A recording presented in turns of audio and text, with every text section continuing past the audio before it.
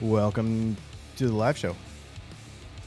This is the reality check with Dylan Talks Tone. This is a new thing that we're doing. This is a new format that we're doing. I got a whole bunch of stuff to tell you. So thanks for joining me on Friday at noon, and we'll see what happens. Thanks for hanging out. This is kind of a new thing for me. I am super excited about the whole format. We'll get it through some housekeeping here in a minute, and I will kind of give you an idea of what's going on with this whole thing. The idea is we're going to do about a few news stories every week, and then at the end of this thing, we're going to do some FAQ stuff, and I think it's going to be super sick. If you are new to this channel or you're seeing this in replay, do me a favor and still leave a comment and like the channel and subscribe to the channel and all that kind of stuff. We have over 400 videos all about guitar stuff. And on Fridays, I think we're going to try this kind of live thing, have a little bit of more interaction and hanging out with everybody. I really wanted to make it a lot more high quality, obviously with graphics and screen sharing, but also much more interesting and a lot more relevant. So we're going to be doing a lot of news stories and stuff.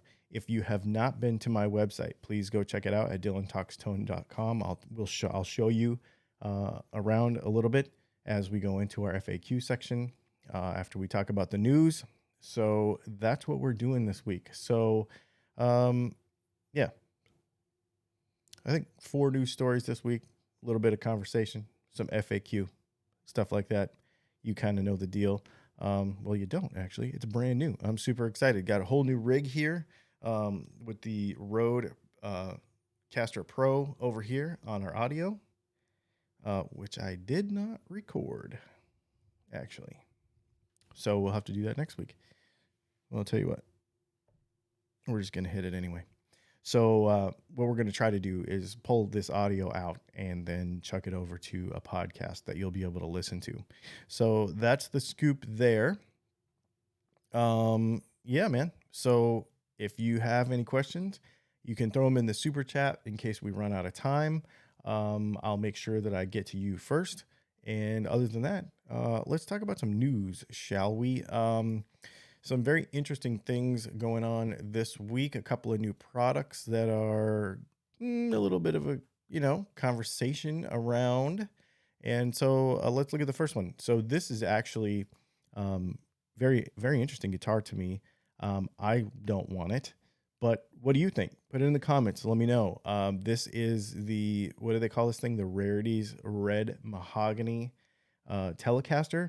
So it's got this beautifully figured red mahogany top. Let's get a little closer up picture here. And it's on top of a normal 2-piece ash body. It looks like they grain fill it and they make it to where it's, all nice and smooth. I'm not a gold hardware guy, but you know what? Somebody is really, really going to like that guitar. It has kind of a Prince kind of vibe to it, right? I obviously played a Honer, but I mean, it's really got kind of like this Princey kind of feel to it. So that's an interesting thing. Let me know in the comments what you think of that guitar, because it's not for everybody. It's also $2,400, which actually, so let's talk about that pricing a little bit. $2,400 is reasonable and it makes sense. Anytime you get into any kind of custom guitars with any kind of tops, anything like that, it's going to be a little bit more. We would charge probably about that, maybe even a little more for a custom top, depending on what the material was, obviously. So very, very interesting stuff. I'm really curious as to why they are doing it, but it makes sense. 1-piece maple neck with a skunk stripe in the back, custom shop pickups. I think it's got a 9.5-inch radius, which is cool, instead of the 7.25, which will be more playable for a lot more people. So, it's pretty cool. Now let's get on to a little bit more of a conversation piece, actually, because this thing is about ready to blow some people's minds. I think it's gonna hurt some feelings. I think there's gonna be some people that hate it, but hey, it's a signature guitar. So this is the new Joe Perry guitar. It's very interesting mix of things, right? So it's a single pickup Les Paul in a regular carved top Les Paul, which is really, really cool. That's a very, I like that. I like that idea. It's especially with the gold top because it's just beautiful. I want a gold top anyway. I really, really dig this. It's got a lot of shape to it. It's pretty. But then there's a two-post Wilkinson tremolo on here, which, I mean, if Joe Perry wanted it, that's what he wanted, right? It's really an interesting choice. And, well, what do you think? Put it in the comments. We just, just talk about it and do that because this one is a weird one. It also has I did notice when I was looking at this earlier, it appears to have Grover tuners on it. So it's kind of basically, and it's got that access heel. So it's basically like how he modded a Les Paul, more or less, or how he would have modded a Les Paul, which, you know, whether you like Joe Perry or not, or whether you like a Les Paul with a tremolo or not, it's kind of cool. So those are kind of the two of the things that I saw kind of hit the street this week, or news of those things that hit the street this week that were a little bit. mm, well, there's gonna be some conversation about them, right? Like, let's just say there's gonna be some conversation. Um, I mean, really, right? So, in fact, let's just look and see if you are talking about this at all in the comments right now, because uh, we just had one person say, I think two pickups is better than one. So, what's interesting about that? Banda what 33. It here's my take on that guitar. I believe that every person should own at least one single pickup guitar. That is like it is obviously an opinion. There's nothing, you know, attached to that for any reason whatsoever. But I really, really think that every person should own one single pickup guitar because it makes you play differently. And people will say, well, it's not versatile enough. No, it helps you to be more versatile as a player. That's really, really the key. Um, and I really feel like um, it will help you just be better because you can get the same sounds. You just have to know how to do it. There's a lot of guitar players. Put them in the comments if you can think of some. There's a lot of guitar players that have played single pickup guitars and gotten a lot of different sounds out of them for a long time. I think either an Esquire or a Les Paul Special or something like that, everybody should own at least one for at least a little while because it does teach you different. You play different when you only have one. Um, so it's very, very interesting. Phil X has this theory about single pickup guitars. Yeah, he talks all about that.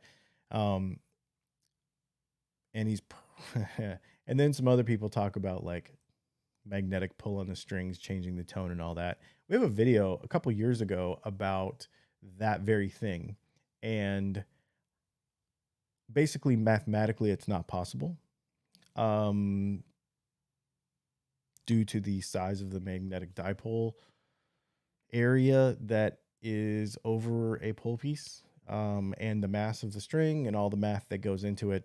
It doesn't do anything. Everybody wants to say that, but mathematically it doesn't do anything. If the pickup is adjusted correctly and it is done, the guitar is set up correctly, then there will be no issue. Obviously, if you put it really, really close, then yeah, it will.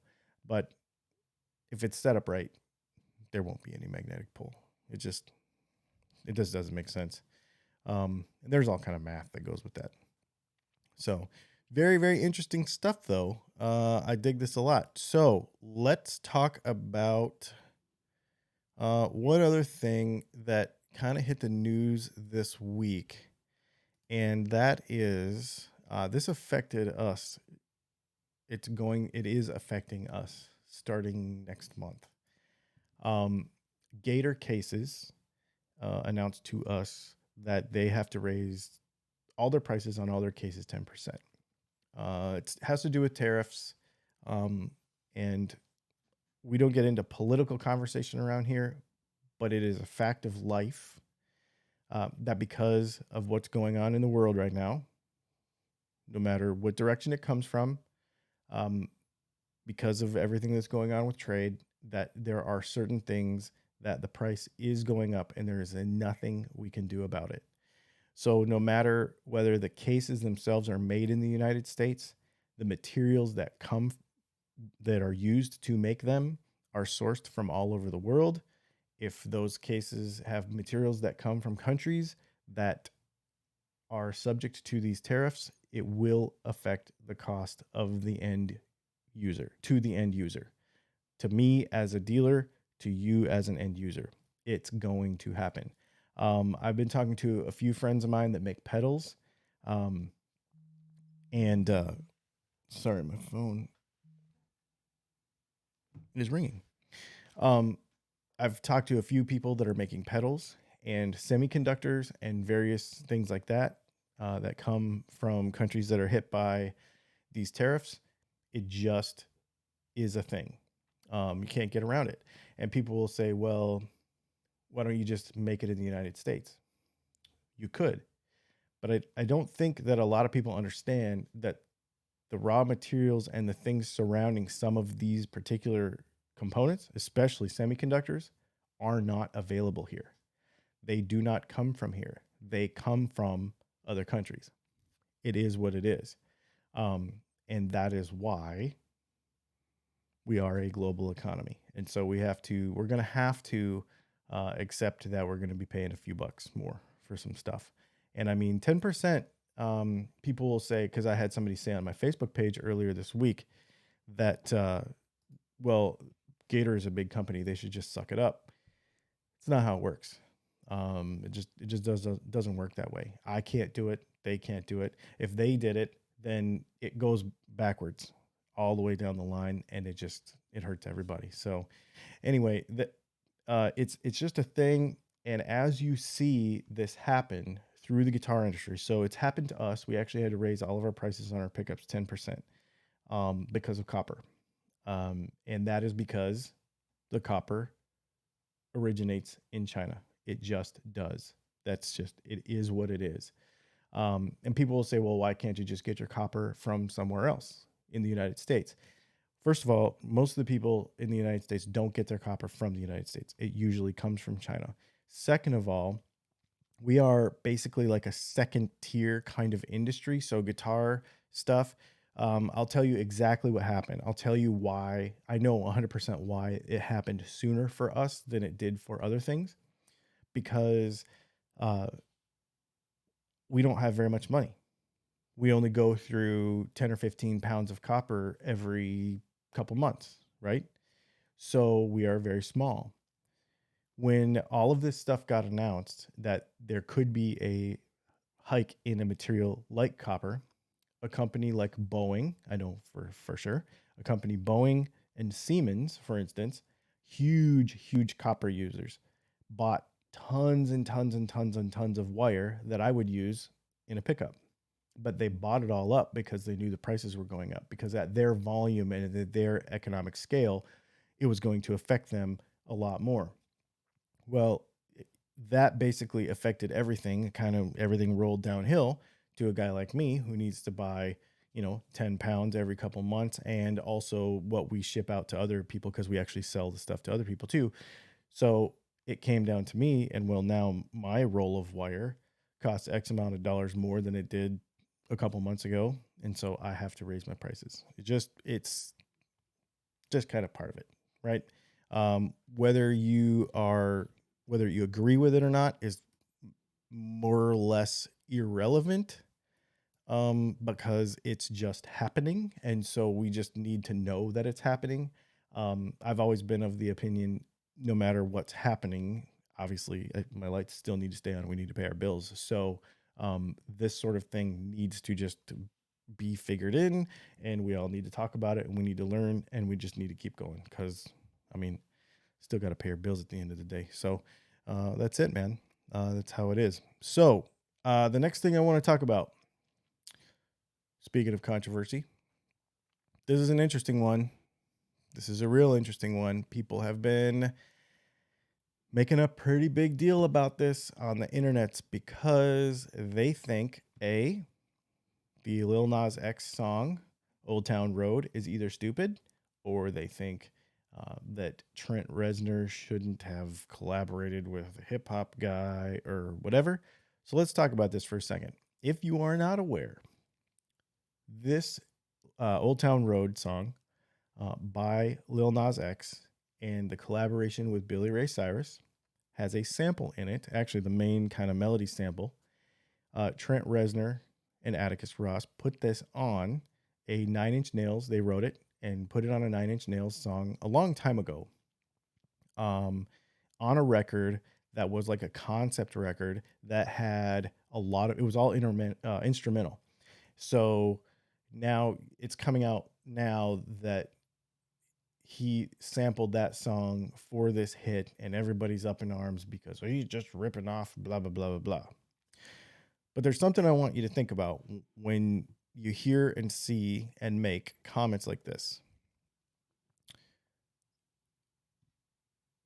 The thing is that the one of the reasons I really respect Trent Reznor and other rock artists like this, when you hear commercials and you hear various pop songs with rock riffs in them, there's a couple things that are happening. Number one is young people like that stuff and they want it. So that's good, right? Everybody talks about rock music dying. But if they want it in their music somehow, then they want it in their music. It's all there is to it, which is very good. That's a very good thing. Number two, as an artist, as someone who creates things, it is important to not be so pigeonholed into one thing that when the world moves on from that, you're now irrelevant. Trent Reznor has done an amazing, amazing job at being a very, very innovative creator musically and being able to put all of his stuff that he talks about or that he writes in various mediums all over the world. So he's in movies, he's in documentaries, he's in hip hop songs, he's in electronica, and he's never one time had a number one hit. Never once. And it would make sense because he's a little off the beaten path of normal pop music, right? So he's a little bit off of the beaten path of that. So it makes sense that he would never have a number one. Why wouldn't a guy like that, who is known for being a creator and being very kind of, he bobs and weaves and does whatever he needs to do, and has his fingers in many, many pies. Why wouldn't he take a song that was so obscure that only really diehard fans and maybe some film festival freaks, because it was in a film festival, maybe they, and I say freak in a good way, you know what I mean, like just really nerds about that stuff. So it wasn't a really well-known song, like it wasn't one of his hits. Why wouldn't he say, oh, you think that's worth something? You think that's worth using in a song? Absolutely. I will let you sample that. And then he will be a part of, now he's a part of a number one song. This is his first writing credit on a number one song ever. And I think it's really, really cool. I really like all of these collaborations that are happening as a result of hip hop pulling in other artists. And the thing you got to remember, like about Trent Reznor, for example, Trent Reznor has had actually closer to number one hits actually on other charts. So, like European pop charts, techno, electronica, other stuff like that, even though he's a rock star. So, kind of opening your mind and looking at him as an example as a creator of music, like a creator. So, that's one of the directions we're taking this channel in. Is it's not about the kind of capacitor you have in your guitar. It's about what you can contribute to the world with the instrument that you have and the tools that you have. What do you have available to you? how can you put that out into the world, and how can you make that a thing? And I think he's an excellent example of somebody like that. And it's why I wanted to bring this up and I wanted to talk about this because I just I'm really passionate about the creative side of what we do. Not the, I mean, the technical side helps the creative side, but that's what it should do. The technical side should not overpower the creative side. The opinion of something should not, mm, you're going to hear me say it many, many more times. You've heard me say it before if you follow this channel, that John Mayer said, don't impose your age on the young. Don't do it. Just don't do it. So anyway, very, very, very cool. Well, I'll tell you what, that's all I had for new stuff. So what I wanted to do is just kind of spend a couple minutes, if we have a couple minutes, for some live chat. And one of the things I want to do also is remind you to go to our, in fact, here, I'm going to put right in the live chat with you because we're all hanging out together. I'm going to put my website, and I hope that you go check it out, because if you are new to this channel and you've not seen us before, you may not know that I make pickups and guitars and all kinds of fun stuff having to do with this. And the majority of our channel is all tech-based stuff. But I just wanted to let everybody know that to go check it out. Let's just say hey to a few people here. Midnight Hour, Robert Flip. Thanks for how to order pickups vid. That was super helpful. Thank you. I appreciate that. A few people talking about this. Too much gold on that telly. I'm with you. I'm with you on that. I'm with you on that. You guys are forgetting Alex Lifeson Sig with a Floyd Rose. Yeah, exactly. No, that's exactly right. So yeah, super weird Les Paul, obviously, right? And I think a lot of people didn't like it, but hey, it provides a thing, you know. So, well, thanks for hanging out today. I just wanted to share this with you. This is what we're doing. We're going to do this every Friday, and if it's only 25 minutes, 30 minutes, something like that, that's okay. But that's what we're going to do. And as it grows and people have, more FAQ stuff and more things they want to add to the conversation, feel free to do that in the comments. That's what that's for. Make sure that you like and subscribe and follow us at Dylan Talks Tone all over the place. Please do me a favor and hit the subscribe button down below. Let's see. Can we talk about you making a thumbnail with a left-handed telly and the word giveaway being really mean? No, actually, first of all, it wasn't left-handed. It was right-handed. For some reason, my phone flips them. Samsung thing. I got to figure that out. And second of all, we've been talking about this giveaway. If you've been paying attention to our channel, we've been talking about this giveaway for a month. And so, no, we were really excited about that. I want to thank, I forget who won that thing. I sent it out a couple days ago, the Cable Wrangler. Yeah, man, super cool. And you need to try one. You need to get one of those. Yeah, man. Cool. Well, hey, thanks, y'all. And if you're watching this in replay, or you're listening to it on wherever podcasts are going to live, because they're going to live somewhere, and I'll let you know more about that as it begins to happen. Do me a favor and keep the comments going in the comments. Share this stuff. And I really, really appreciate it. And do me a favor, please like videos. When you watch these things, like them. And here's what, so I'm just going to give you a little kind of how this works. So YouTube recommends my content to other people based on people liking it. So it does two things. One, obviously, that I want them to do that. And number two, it actually helps you, because if you like my video, then it will help YouTube figure out what you like to watch, and it will make your content on your feed that you see every day better. So it kind of helps us both out. So I really, really appreciate likes, and I'm really, really appreciate shares and all that kind of stuff, if you find value in what we do. So that's that. I hope everybody has a great day, and course, we're going to do some outro music, and then we're going to let you all go. And I hope everybody has a good one.